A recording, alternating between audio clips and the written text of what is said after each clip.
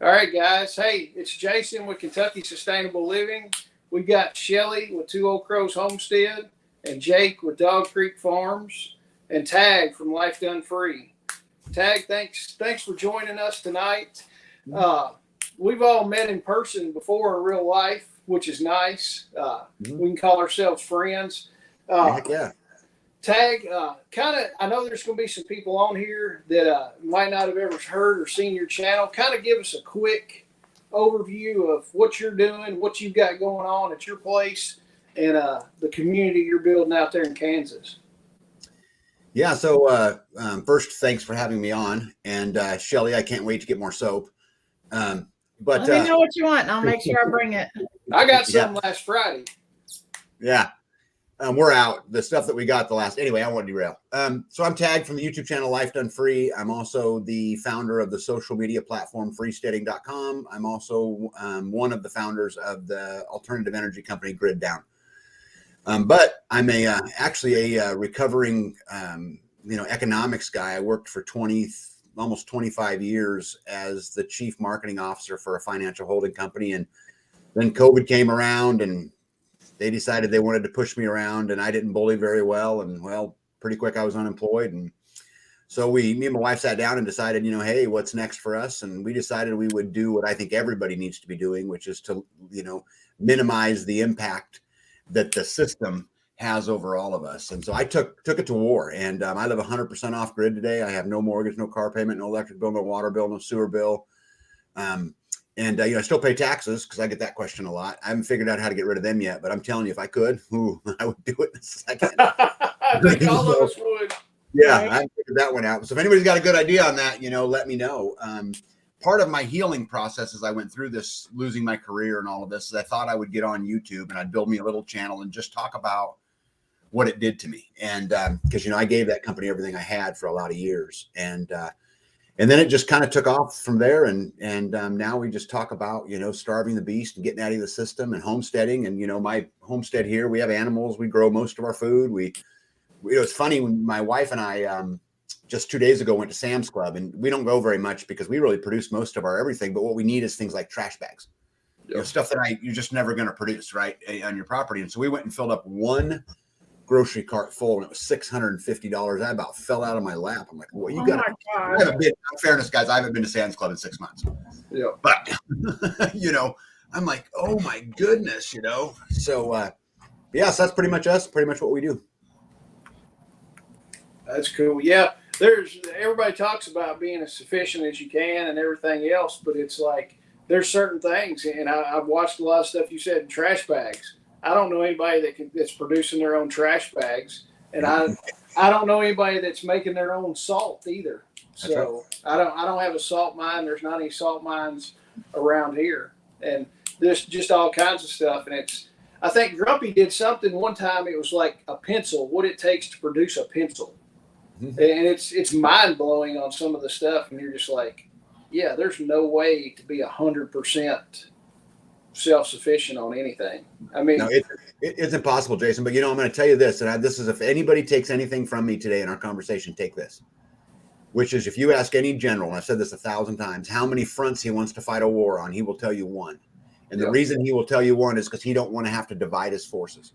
Yep. If we as a people, as an American, if we get together and we eliminate every piece of stroke we can eliminate, that allows me to double my efforts on all the rest of them. Exactly. And so my job is to cut down every piece of stroke I can cut down. I'm never going to get to all of them. Like you said, I don't have a sugar plantation. Yeah. I'm not going to make oil filters for my skid steer. So, I think what we have to do is challenge it. And, in my life, we made it a game. We call it the ungovernable score. Me and my wife, we have so much fun with it. Like, we really fight it to see how far we can push those boundaries. And, in the beginning, we could make big jumps. Now we're making itty bitty ones. But I don't think you'll ever get there, but I think we can get close. Oh, yeah. What's your score up to now, Tag? Yeah, 78.4. Hey, that's better than, I would say, 99.9% of the people. So. Yeah, it's hard, man. Like I said, you can get from 0 to 50 or 0 to 40 pretty quick. Yeah. Most of it's a money equation. But you get into things like food independence, it's the one that you can't buy your way out of. Oh, yeah. You got to sweat your way out of. Yep. I mean, I started sitting down and I did a video series on it of how much you'd actually need to produce just protein wise. Yeah. And it was astonishing some of the stuff that you would need to do. And I kind of knew a lot of that stuff. But then I'm looking at the chickens and I'm like, daggum, that's a lot of stinking chickens every year. So, and I think part of it's like you said, though, don't get hung up on what you have to buy. Like, make sure you're doing what you can do. Get from 0 to 40. You know, like you said, 0 to 40 or 0 to 50, you can get there pretty quick. Yeah. You know, don't get too hung up on not being able to get to 100. Yeah. Hey, Jason, I'm sorry. Go ahead. No, Shelly, go ahead. If you're sitting out there and you're watching this video, or you go watch Tag's channel because he talks about this a lot. Jason and Jake, they talk about this a lot. If you're sitting out there trying to figure out how you unplug from all of this stuff, one of the things, if you're not growing your own food and you're not raising your own animals, one of the things that you can do is stop eating processed food. Yep. Start this journey by eating, the things that are on the outside of the grocery store, fruits and vegetables, meat, the dairy, whatever, things that are not processed. And if you can wean yourself off of all of the things that are in the middle of the store and start making, dishes and cooking the way people used to cook, that's, step one. And then you can begin to say, okay, what can I grow? Like in the fruits and vegetable area, what in this area can I grow for myself that will begin to get me points on that score? You know what I'm saying? I mean, just stop eating processed food. That would be step one. Yeah. Jake, can you drop those links for the YouTube channels, please? I mean, if I was smart enough to do that, I would. I saw the comment, but I mean, let's be honest. Shelly's probably the only one capable of doing that. So, well, Tag probably is, but Shelly's the only one in our group. Okay, give me just a second. I think to Shelly's point, I think she made a really, really good point there, which is, even if you can't go homestead, you can't go do this, there are things we can do, right? We can be part of that counter economy. We can be part of that parallel economy. We can do it by doing business with the farmer directly and eliminating the middleman. We can do go to your farmer's market. Yeah, I don't produce everything we use, but I'm going to tell you, there's a huge part of what we consume on my farm that I get from other people in our community. And so let's say I can make up 60% on my own. If I can get another 30 out of the community, man, I'm 90. Yeah. Right. This is about creating that parallel economy where we don't need them anymore. We don't have to fight them. We just ignore them. They ain't important. They don't matter to me anymore. Oh, and yeah. The more we do that, the better off we're going to be. Yeah. And I mean, do business with people that like you and not people that hate you. Yep. So, I mean, I would much rather buy vegetables from Shelly than buy them from Kroger.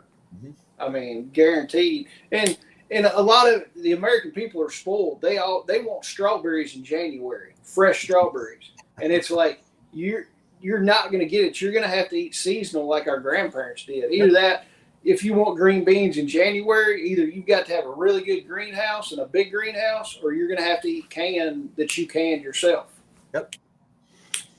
Yeah, you can absolutely do it, guys. I'm telling you, I went from wearing a suit and tie every day, not really knowing much about all of this, to living completely off grid in 5 years, and built my own home and built my own everything. And, we're still doing it every day today. It can absolutely be done. It's just got to be a priority. You got to want it more than you want Starbucks. You got to want it more than you want anything else. That's all it is. That's exactly what it is right there.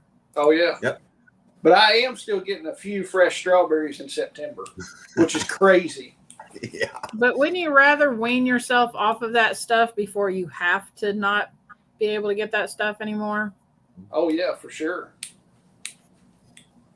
Yeah. Hey, I was going to tell you, Jason, that on my website, so lifedonefree.com, I put calculators on there. And the two that are on there right now are the ungovernable score.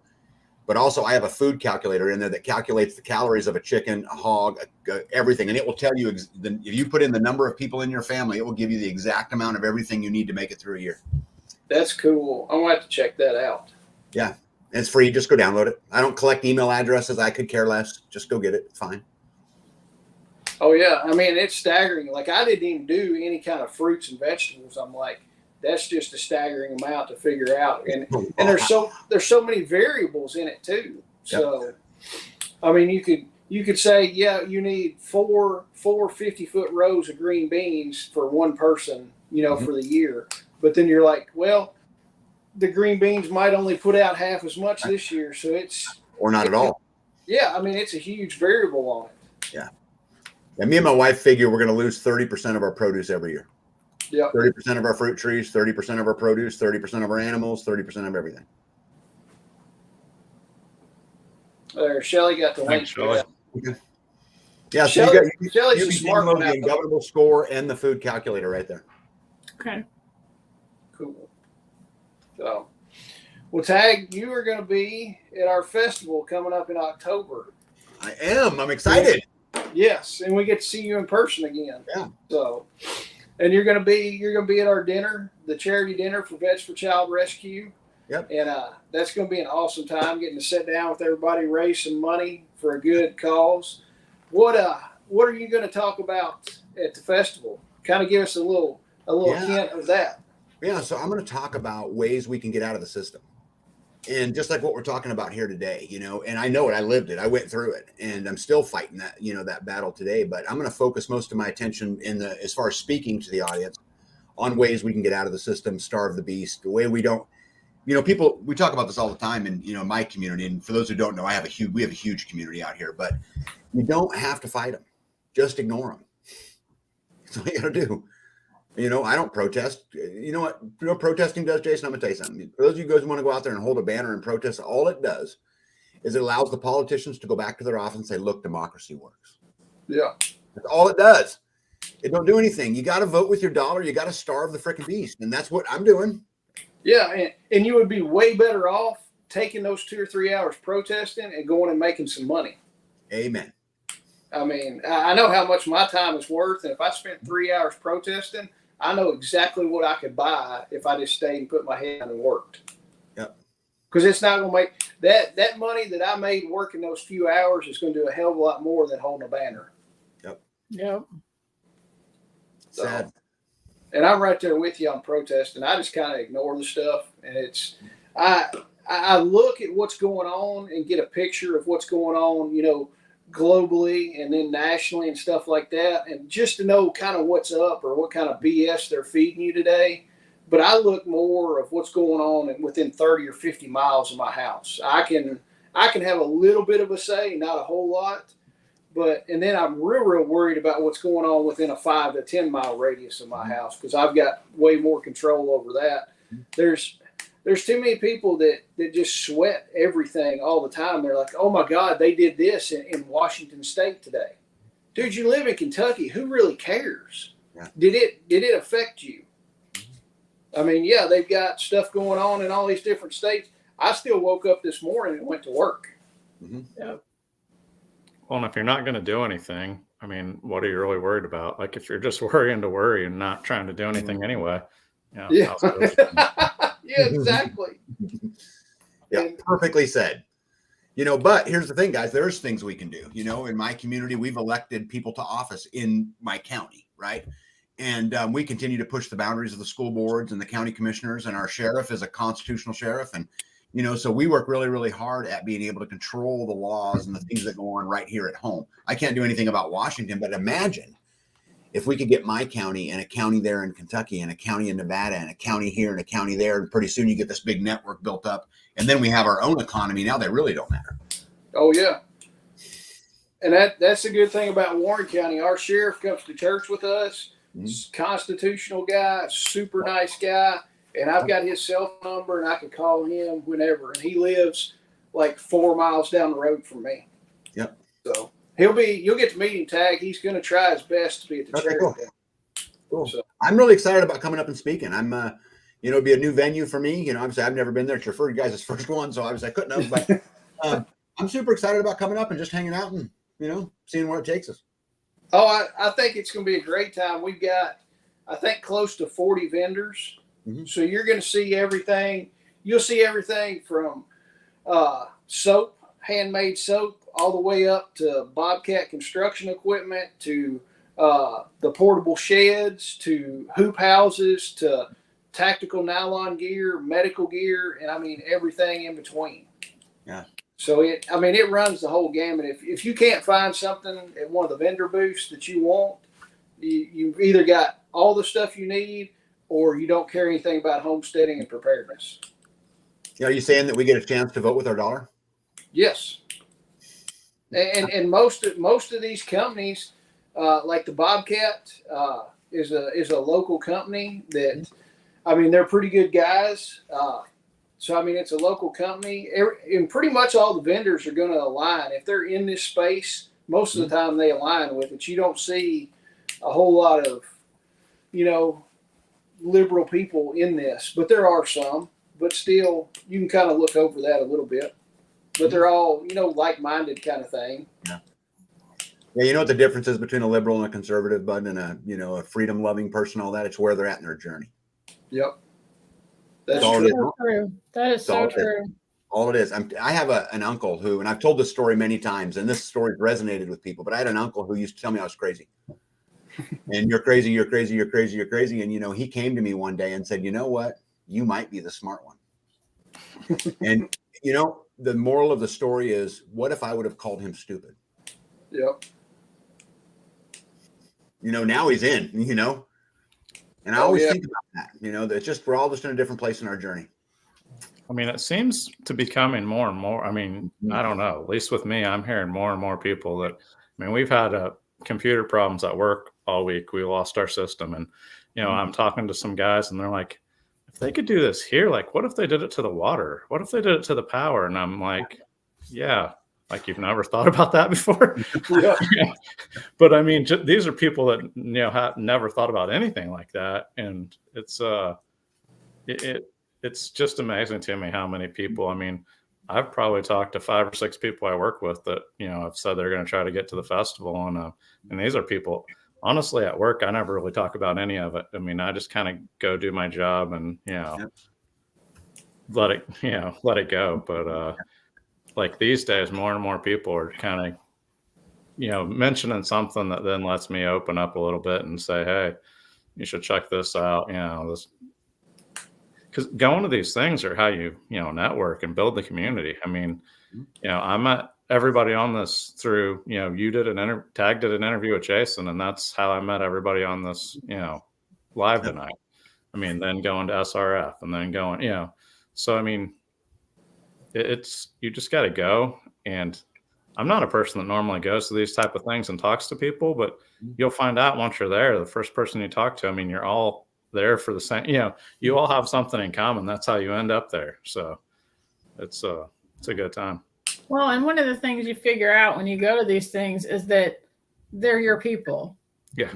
It's not like it's not like you're going to get out there and just be with a whole group of people that are totally you have no common interest with. You'll meet them and know that they're your people. And it's I don't know. It's really amazing that when I go to festivals in other states, I always meet people from Kentucky.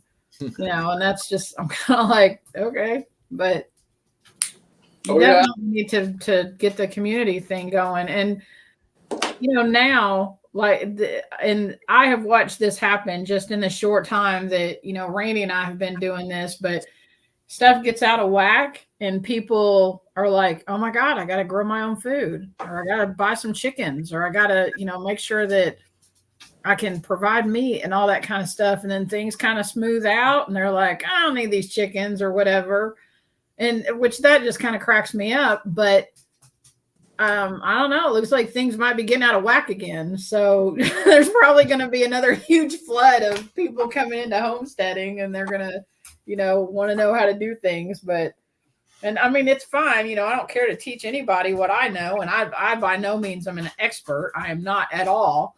But, I consider myself lucky that I've been able to put food in my freezer and can some stuff. But the people that are just going in and out of it, you're kind of like, that. I don't know. I don't know if is that a waste of time? It's not a waste of time. You can take the good and bad from everything, but I don't know. Well, it's like I've said it before. Those people get into it because it's fun and it's a fad for a little bit.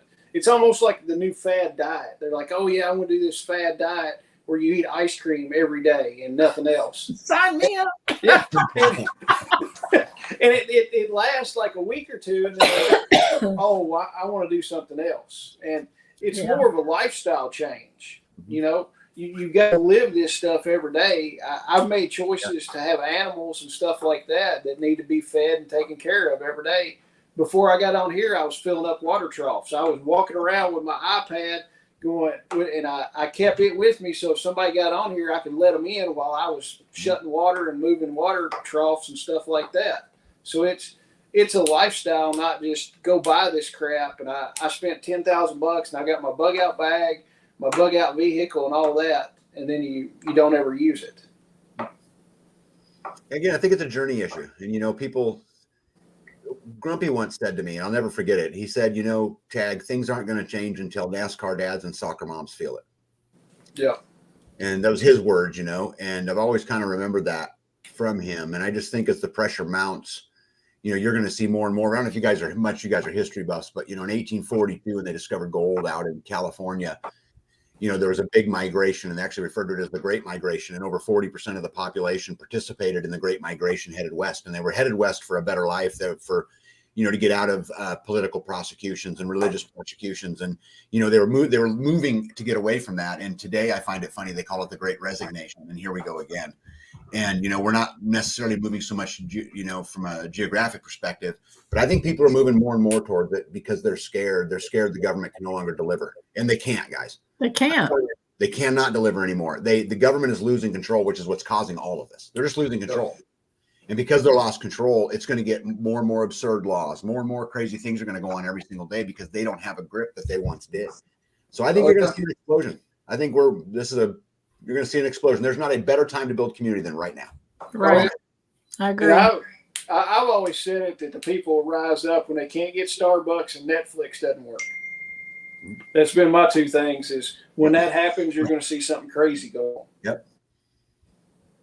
I always joke around that the single greatest thing about the zombie apocalypse, and I use this as an example because it's absurd, but is that I could throw my cell phone away.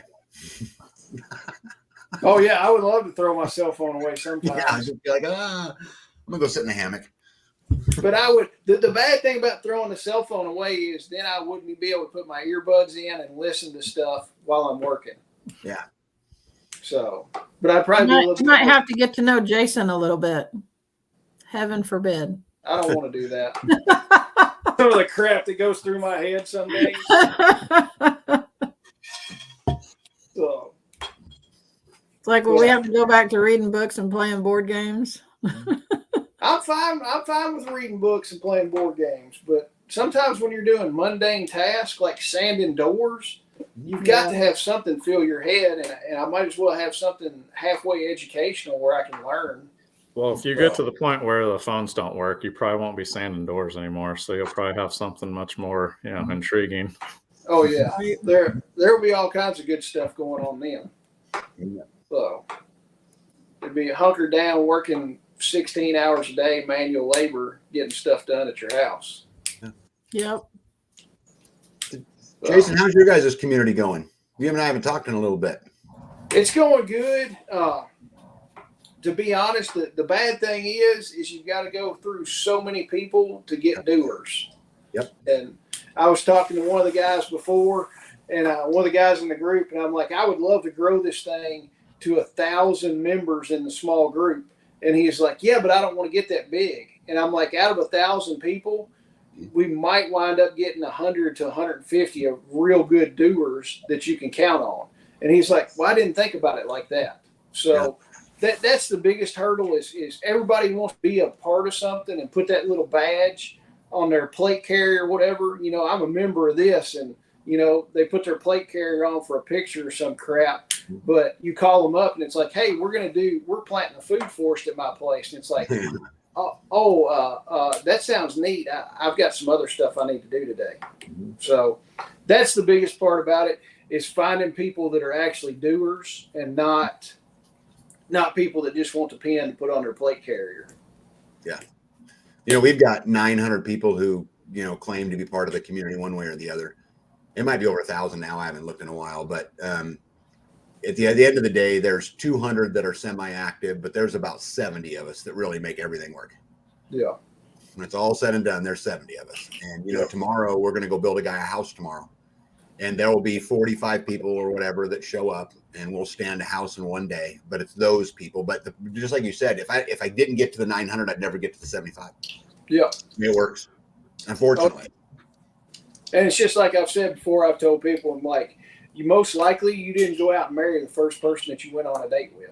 Yeah, right. You weeded through to find the right person, and then you went on with it. And I mean, we're still bringing people into the community. People are still signing up. We're still meeting people, and it's still growing. I think, honestly, the festival is going to grow our group a bunch. Yeah. So, and you can really get out and see, what's going on. And I think it'll be great for our community too. And I mean, like Jake's in Indiana, he's part of our community, even though he's in Indiana. And we've got people now in Tennessee, they're kind of right on the border in Tennessee. We're like, yeah, you're close enough. Bruce is one of those people, Bruce DeVries. Yep. And Bruce has been up here probably 8 or 9 times to my house. Mm. So, I mean, he'll just stop in sometimes, and I'm like, hey, what's going on? He's like, I was up here close. I wanted to see what you're doing. So Bruce is an absolute wealth of knowledge. Like, that dude is unbelievable, the stuff that he knows. It just, every time I talk to him, I learn something new. He's just awesome. Great guy. Yeah. How long did it take you, Tag? Like, how long? I mean, I know I've known about you guys for a while, but how long did it take you to get to that 900 and then the 75 that really? Yeah, I want to answer Robin's question, and then I'll answer that one too. She says, hello from Diamond, West Virginia. I'm a member of the freestanding side. I've been the only poster in the West Virginia pages for ages, and I can't post every day. Robin, I'm not sure. I think I know who you are, and I'm not sure why you can't post there, but, I'm going to put my email address in the chat. Email me and let me help you work through this. As far as other people in the West Virginia groups, I don't know who's active or not because I'm not in the 50 group pages every day. I have a hard enough time keeping track of the page that I'm in, but I'm going to give you an email address. Chuck Peoples is in West Virginia. Chuck, you need to. Yeah, Chuck is on here. All right, Robin. Oh, will it let me? Yeah, she can't. She's saying that she can post. She just doesn't have time to do it every day. She just, I guess she's wondering why, like there's not many active members in that group, maybe. Oh, okay. So they won't. One of you guys are going to have to post my email address because they won't let me. Shelly, can you do it? What is it? Yeah, tag the letter N B. So tag NB at lifegunfree.com.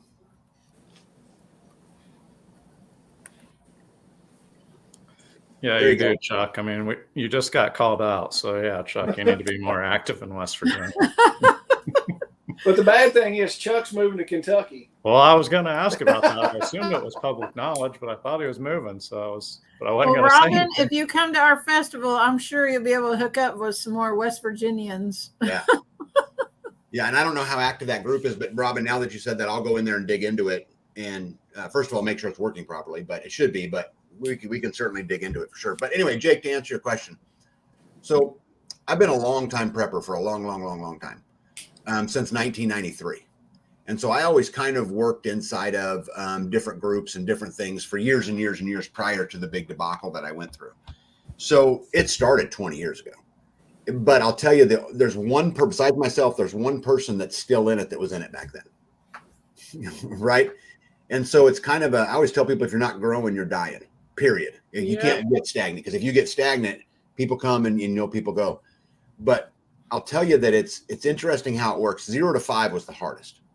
Getting 5 families that would get together on a regular basis and do their part plus a little bit and do the things that you would expect of a community member. That was the hardest part. Once we got past that, it really began to grow. And then, like here, 2 Self-Reliance festivals ago, I met 4 people there. 2 of them own land in Kansas now. The guy we're building the house for tomorrow, I met at Self-Reliance Festival 2 Self-Reliance festivals ago. And so it's about getting out there. And, I spent a lot of my own personal money trying to build the community and trying to do those things. But now, we wake up and I can make one phone call and have 50 people at my house in minutes. Not a big deal, right? And we can do so many things, and we're involved in our community. And so I don't want to make people think that this is a quick turnaround, because it is certainly not. But I think you're in the best time there's ever been. And there's so much going on in our world. Our government has completely lost control. So you're going to see more and more craziness all the time. The only way they can rule now, the only way is through fear. There's nothing left. They're at that last straw. And so there are people looking for things every day. I get emails every single week asking about, has he got any more land for sale out there? And, there's listings all over the place. But so it takes some time. But I think if you focused on it really, really hard, you'd wake up in 5 years and be in a great place.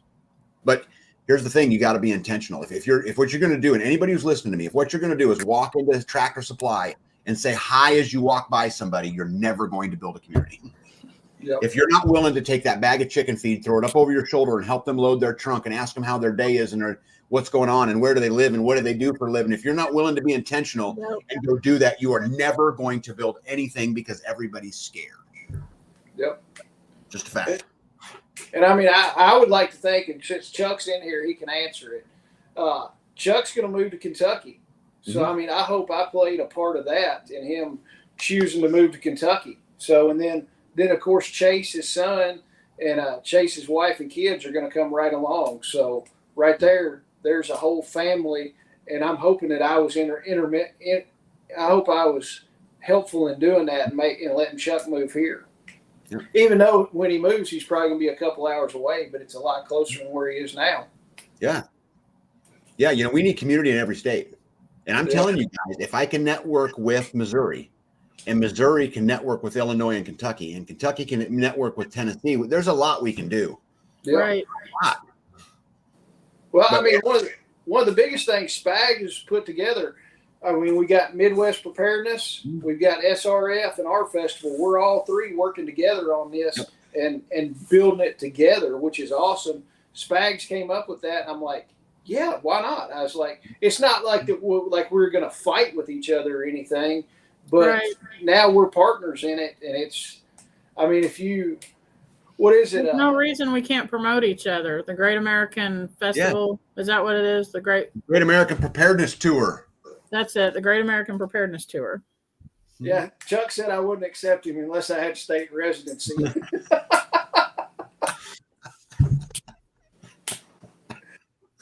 Chuck is good people. Yes. I mean, and I met Chuck at SRF. And the way I really got to know Chuck, my blood pressure got up when I was there. And Chuck took care of me. I mean, he sat there, Chuck and Chase sat there until I was fine and my blood pressure came back down. And I'm like, these guys know what they're doing. I really need to hang out with them more. Yeah. So after that, it was sealed. I consider Chuck a really good friend. I can call Chuck almost any time and he answers the phone or calls me back within a few minutes. Yeah. Yeah, he'll be out speaking at the Midwest Preparedness Festival. I'm going to see him here in a week. Yeah. He's going to be at all three of them. Yep. Yeah. He's talking about doing some kind of little promotion that if you attend all three festivals, he'll have something or some. I don't know. I'm getting it wrong. Hey, Chuck, if you want to collaborate with me, I'd be willing to put some resources to making sure that happens. I don't, buy anything or sell anything really, but I would certainly put some resources towards making sure anybody that attended all three, there was something cool. I mean, even if it's a T-shirt that said I survived them all, whatever, There you go. whatever it was, I would certainly put resources towards that, Chuck. I survived the preparedness tour. Right. Right. I went to all three and didn't get COVID or something. I don't know. It'd be funny if it had like a little guy that's like crawling along with all this tactical gear all over him that he's bought at every festival and he can't even walk anymore. Yeah, and Mike with Food Plant Nursery. He's another guy. We met him there, and Mike's in our group. He's in Indiana. Yeah. But he came down, brought a ton of plants. We all bought plants from him and did the little, an addition to the food forest and taught a class on it. So, and all of the stuff that Mike sells, you can build plant guilds with. So it's like perennials and stuff. He's got a great selection of perennial plants for plant guilds. It's awesome. I bought a bunch at SRF. I bought a bunch from him too and brought it back. Yeah. Robin said, do like bikers do a poker run, encouraging folks to attend the festivals. That we could. So. Yeah, Robin, I love this idea. And I love that you started the statement with, if I can make a suggestion. I mean, together we are all smarter than any one of us. I promise you. Oh yeah. So make them, keep making them. You know, if I can do something on, freesteading or something that helps you, you tell me, we'll do it. Yeah, I bought a bunch from Food Plant Nursery and brought them home. Yeah, they're growing good. Everything's growing fine. My wife jumped right on them, and I didn't see her for a few hours until they were all fine. I married a crazy lady. Oh, I'm trying to convince my wife. I was weeding the front flower bed at the house yesterday, and I'm like, this is so unproductive. It always gets grown up in weeds, and there's like some bushes there. I'm like, I'm going to rip all this crap out, plant blueberry bushes, ground cover raspberries, and strawberries, and make it productive. So I'm trying to sell her on that right now. Yep. So it might just happen whether she wants it or not. So one day when she's gone, I might just plant all of it. Those strawberries do a good job of keeping weeds down, and they're pretty little plants. Oh, yeah. And Chuck said I went to the very first SRF alone, not knowing one person there. And now his closest friends are people he's met from there. I mean, that's the way to do it. Yep. So, yeah. That's the nice thing. And we're going to we're trying with our festival to bring more of the homesteading and the preparedness people in together, because it's all a like-minded kind of thing, and you don't have to be just a homesteader or just a prepper about it. You can be kind of in the middle. Mm-hmm. So, and do a little bit of both. I mean, I'm a variant of that. Yeah, I still prep and stock tons of food and stuff like that, but we're still growing a lot of our own food also. Yeah, I don't know if I've ever told you this, but that's why we named freesteading, because we decided that all prepping eventually led to homesteading, and that all homesteading would eventually lead to freesteading when you move beyond going off grid and trying to focus on getting out of the matrix. That's why freesteading was called freesteading. And I think we're all just in a different place in our journey. And guys, there is more that unites us than what divides us. Don't listen to the bullshit. There's way more that unites us. Way, way, way more. Oh, yeah. And I mean, most everybody in here in the chat and all of us on here, we can sit down at somebody's shop and sit there all night talking and probably not have a crossword between us. Right. I mean, as long as your core, and I was talking to somebody about this today, as long as your core values align, everything's great. I mean, Jake could think pink is the best color ever for a vehicle. And I'm like, Jake, that's the stupidest thing ever. But our core values align with each other. Mm-hmm. So Jake can drive his pink truck and I'm going to drive a black truck. Yeah. I mean, why does society allow the color of a car to get between people? Yeah.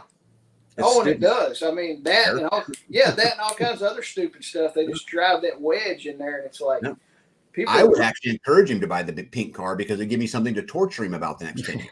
I mean, I think why we're talking about that, and kind of Chuck talking about meeting people. I mean, the one thing I want to talk about is obviously I brought my son, to SRF, and this is a kid that's pretty quiet, really smart, but very quiet, not usually one. And I mean, he talked to so many people. He networked, like he went to EMP Shield, and I saw electrical parts. I kind of knew a little bit. I mean, I had a general concept of what, stuff, kind of that stuff is. And he's over there talking to Spags, going in depth. He's talking to Jason. He's talking to Grumpy Acres about freeze-dried food. He's talked to Tag. Tag gave him a hat. I mean, it was just like I came home. I told my wife I felt like I watched him grow up, at an event. And I just want to say, that is pretty cool. So, I mean, bring your kids. It's not something, they can't attend. And I think sometimes, and I'm probably just as bad about it as anybody, you kind of separate the kids from the grown-ups sometimes. And I think we probably do it too much. Mm-hmm. And just having him treated like a grown-up and watch that, it's pretty cool. So, I mean, that's the type of people you want them around. I mean, an event like that, it's all people you probably have the same values as. So, I mean, that's a big thing, I think. Yeah, is he going to be at the Kentucky event? Oh, yeah. Yep. Yeah. Tell him I got a new hat for him. Oh, okay. And we saw him come out of his shell. I mean, Saturday, he was kind of just in the back, didn't say a whole lot. But by Sunday afternoon, I mean, he was out of his shell and spitting stuff back at us and talking to everybody. And I'm like, he's got it. So, I mean, at one point on Sunday, that Grumpy brings in some taters. Yeah. I He's mean, got to at have one point mashed on potatoes. Sunday, it took me like 15 minutes to find him. I mean, I didn't even know where he was. You know, I mean, I knew he wasn't going anywhere, but I'm like, where? You know, He talked my ear off. He wasn't shy around me a bit. He's a great kid. Yeah, good Yeah, stuff. and Yeah, him like talking to said, Chuck he was asked actually- all kinds of questions and everything. Yeah. I mean, he asked questions in Chuck's lecture, like not just when Chuck was privately. Yep, I he mean, did. during Chuck's speech, talk, like he was. I was at first, I was a little nervous. He raised his hand like 5 minutes in. I'm like, oh gosh. Yeah. But I mean, they were really good questions, and even Chuck mentioned like, he could tell he was engaged. So Yeah. I mean, just food for thought. I mean, don't be afraid. Yeah. No, I think the system separates man and wife and separates parents and kids, and they separate those things on purpose because as long as we're separated, we're fighting each other. We're not fighting them. Exactly. Tag, we probably got about another 5 minutes because I know you got to get off and go to your live and everything. Yep. I guess we can do once around the horn. Tag, go ahead and tell everybody where they can find you. I know we covered it, but whatever you want to leave us with.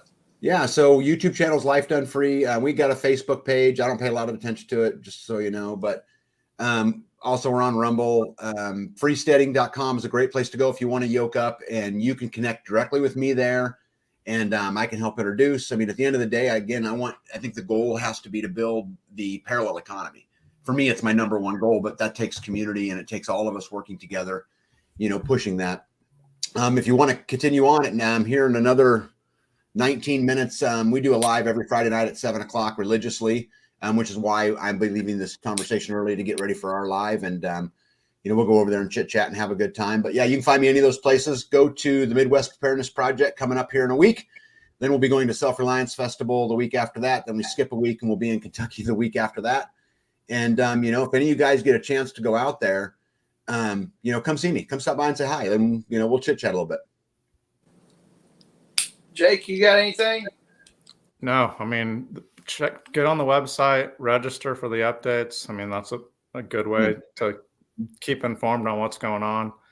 I have to say, like the first time I reached out to Tag, I remember obviously he's a lot even bigger now than back then, but I mean, I reached out to him and he answered me and I was like, oh my gosh, yeah, he just responded to me. So, I mean, I didn't know I had an option. Guys, like these guys are exactly who they are. Like, I mean, who they are is who they are. So They are. when he says, go talk to him at the festival, go talk to him. It's the same way everybody on here is. But I mean, I think sometimes that's lost in translation these days. So Yeah. Shelly, you got anything? No, I mean, I've got a list of stuff to talk about for the festival, but I didn't know. Do you need to get off here now, Tag, or? Yeah, so I've got a live here in just a few minutes, my normal Friday live. So when we agreed this would last about 45 minutes so that I could get a drink, wash my hands, and get ready to do a 2.5-hour live. So, all right. Well, Tag, whenever you need to jump off, just jump off. And Shelly's going to start covering some of the stuff. But Tag, you are finally on the website. hey, cool. So we finally got you on there. It's like this clean cut picture and everything. I know, right? I know. Yeah, every telling time I look at it, I'm like, that's not Tag. Once in a while, I come home and I'm late, and I'm still in my dress, like suit type clothes, and I'll come home and do a video because I got to get one out or something. I get all kinds of comments like, "Who the hell are you?" Yeah. The duality of man, right? Right. Oh yeah. well, good. thanks Well, guys, again, Tag. Oh, Look forward to anytime. seeing you. Guys, I will come on anytime. You guys just tell me when, and we'll be there. I appreciate you, man. Parting words: hold the line, don't give an inch. We'll see you guys, and I'll see you guys in Kentucky. All right. Thank you, Tag. Thanks, Tag. See you guys. All right, Shelly, you want to give all the festival fun stuff and everything? Sure. So, details about the festival. It is going to be at the WKU Ag Expo Center in Bowling Green, Kentucky on October 28th and 29th. The lineup that we have, we've got Greg Brand. He's going to be doing a talk on grazing management. Jake Drum will be doing a talk that's called Medicine Easy Until It Isn't. Emily Rock is going to be there talking about homestead dairy and how to select the right dairy for your for your homestead. Bruce DeVries is going to be talking about the importance of biochar. And Bruce is also going to have a booth set up where he sells all of his leather goods. And y'all, his leather goods are just amazing. Enos Zook is going to be there. He's going to be talking about the healthy balance between predator and prey. Enos is a trapper. We've done a live with him, and you can go back and check that out. Who else? Andy's Little Homestead. He's going to be doing a talk about homesteading on a budget. Andy has a YouTube channel, but he has an even bigger following on Facebook. His videos are absolutely hilarious. You need to go check them out. Very informative as well. Jeff Smith is going to be doing a talk about old time tools. Jeff has a lot of knowledge in the prepping community. His handle is, does he have a channel, a YouTube channel? It's Everyday Prepper. I'm not sure. I know. I don't know if that's on Facebook or YouTube. I need to look that up and let you all know. I know he is on Facebook. He's going to be talking about old time tools. Bill Stormfeather is going to be talking about the first 30 days. Bill has been in several third world countries where they've had economic collapses, and he's seen this firsthand, and he's going to explain to us, you know, what happens in that first 30 days of an economic collapse. Bill is a wealth of knowledge as well. And then we've got Erin T. Scott. She's going to be doing a talk on why are we homesteading? And I think she's also going to do a talk on women in homesteading. Erin used to be, I believe she used to be a civil engineer, and she knows a lot of stuff that a lot of people don't know about a lot of things. Yes. I don't know how else to describe what it is that she knows. Aaron and I have had a lot of good phone conversations before. Let's put it this way. Erin is on her second YouTube channel because the first one got shut down because people did not like what she was saying. So anyway, then we're going to have Grumpy Acres. They're going to be doing a talk on food preservation. They'll have a booth set up as well where they're going to be selling their freeze-dried goods and tons of other stuff. They have canned goods and everything. But across the board, freeze-dried, canning, dehydrating, all of that stuff. She'll cover everything. Tag, who you just saw, is going to be there, and he's going to be talking about community. Darren Strong. That is Darren Strong. Darren Strong and Billy Bond. So Darren is from Hacks for the Homesteader. Billy Bond is from Permapasture Farm. They're going to be doing our animal processing courses. They're going to process a hog and chickens. Chris Frazier, I can't think of their YouTube channel. Oh my gosh, I just had it. Y'all, I'm old. I'm so sorry. But Chris Frazier, him and his wife live in Tennessee. They have a completely off-grid setup that he has built, and he's going to be talking about that off-grid living. And then his wife, Tina, is going to also be talking about building community. They have a community in Hickman County, Tennessee that has just exploded. They have meetings all the time and everything. So she's going to explain how they've done that. And then Matt and Gabby Hunley are going to be there. Matt is going to be talking about food forests, and Gabby is going to be talking about making money on the homestead. You can check them out at Homestead for a Living. Also, Matt Hunley and Billy Bond have written a book called Scrapsteading. They're going to both be there. If you want to get your book signed or whatever, my dog's freaking out back here. But if you want to get your book signed, you'll be able to do that. Then it's not even the end of it. We've got Chuck Peoples from Homestead Medical. He's in the comment section tonight.